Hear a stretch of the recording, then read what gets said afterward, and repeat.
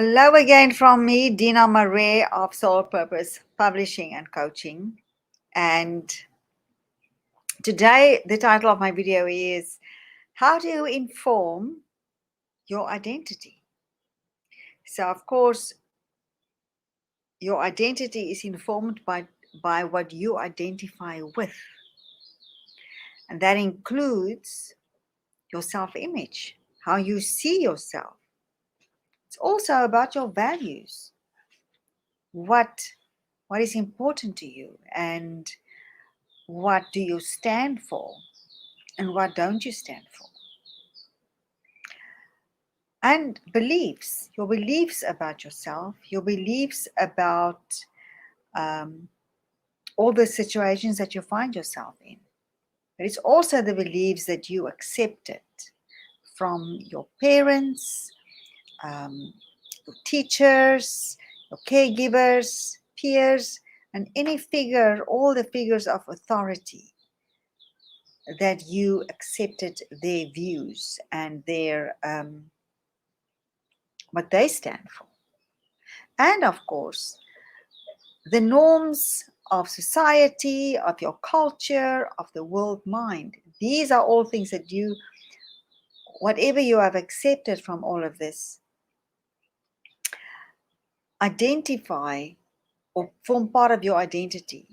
And they also result in all the stories that we tell ourselves, all the stories that we tell ourselves about ourselves and about our limitations. So here is how we argue for our limitations. It's through the stories that we tell ourselves. And this is really evident in our language. So I want to share this with you. And this is actually a meta program. So it's a thinking pattern that runs in your brain. And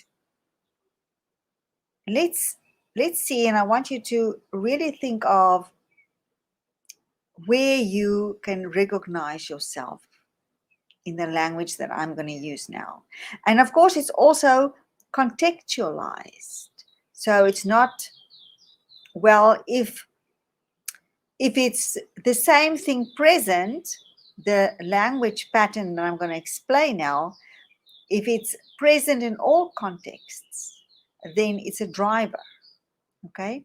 So maybe do an exercise with me and jot down a few life areas about money, relationships,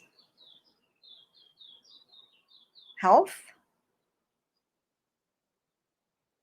fun, contribution,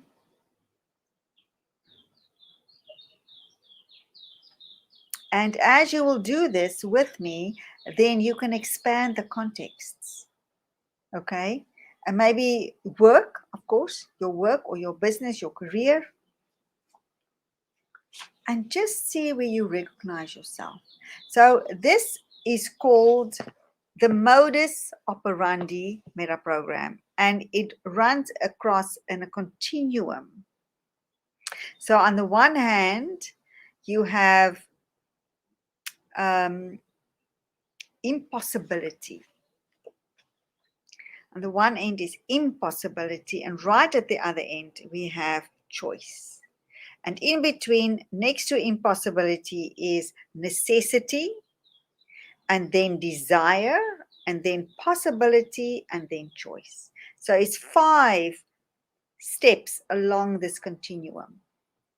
And if you then look at the different contexts, then you can look at the language that I will explain now of every of these steps on the continuum and see what language are you using if you think about situations in these life areas, okay, in these contexts. So impossibility is if you use language like I can't. Someone asks you to go somewhere, no, I can't. If you think about wanting to buy something, no, I can't afford it. I can't do that, I can't go there, I can't buy that. Um, can't. Can't and shouldn't. Now, of course, a typical example, what this means is it's taboo. It's a taboo law. You have developed or accepted a taboo against this. And an example, for example, is also about concepts. So an example is I can't stand criticism translates into I don't give myself permission. So these are psychological can'ts. So in other words, if you can't pick up a car, then that's a physical can't. You can't do that. But if we use the language of I can't, or I shouldn't, or I mustn't, it indicates a psychological can't, and that indicates a lack of permission. So think about who has taken your permission away. Okay? Can you give yourself permission? What happens in your body when you say, I give myself permission to enjoy myself, to allow feedback? I give myself permission to have fun. I give myself permission to take care of myself. I give myself permission to spend money on myself. Okay? So that's first one is impossibility, and the language is I can't and I shouldn't. The next one is necessity. And here we use the language of I have to. I have to go to work. Okay? And this person, if you use in lots of the contexts, I have to, it means that you look at life as a routine or a burden with no or little choice. You feel stuck. So this is a model of limitation, and here it means you operate from a model of compulsory control. So you feel that you are in a place where you don't have a choice. I have to go to work. I have to clean now. I have to do this errand. I have to look after my mother. I have to. And a great question here is, what if you don't? Okay? What will happen if you don't? The next one up is desire. So here we use language like I want to, I love to, I get to. So these are all about the wants and the desires and your passions. The only thing that you need to be careful here is to have big desires and big goals that are too big for you to achieve. And that, you don't have the space, you don't have the container, you don't have the vibration to actually achieve them. So I want to be a millionaire, or whatever that may be. And it's to look at it from that point of view and then break that down. Break that down into smaller bites, smaller chunks. Bring it down a little bit so that you can make it achievable. The next one up is possibility. And here we start talking about I can, and I will, and I may, and I would, and I could. So this is the optimistic model. We have various options and alternatives.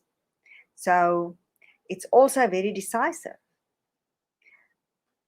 People here using this kind of language of I can and I will and I may and I would. So when I get to work today, I will do that. When I get up today in my program, I'm going to talk about this and this and this. I get to work with the most amazing people. Okay? So people who operate from possibility mode do what they want, and they so develop reasons for what they want, and they look for new opportunities and they expand their options. They also feel that they have control, somewhat control over their life, and they feel motivated about their choices and their options and to take action. And then the one at the end, the top one, is on the other end of the continuum is choice. So here it's a combination also of can and I wish to do this, I choose, I want to, I get to, it's my choice. So here is a mental map that allows will, intention, and choice. And the language is I choose. I choose to go to work. I choose to follow a healthy lifestyle. I choose to travel. So look at the different contexts in your life and look at the language that you are using. Be honest with yourself and see how you can change your language to move over to the other side. And also notice what you feel in your body just by changing your language. You know, instead of to say, I have to do this or I have to go to work, feel how that feels in your body and then change that to I want to or I choose to and see how the emotion changes in your body. It's a different vibration, it's a different frequency. The words carry a different frequency that has a different vibration effect in your body. So let me know your thoughts and where do you operate the most? Is it impossibility, necessity, desire, possibility, or choice? I would love to know. I'll chat to you soon. Bye for now.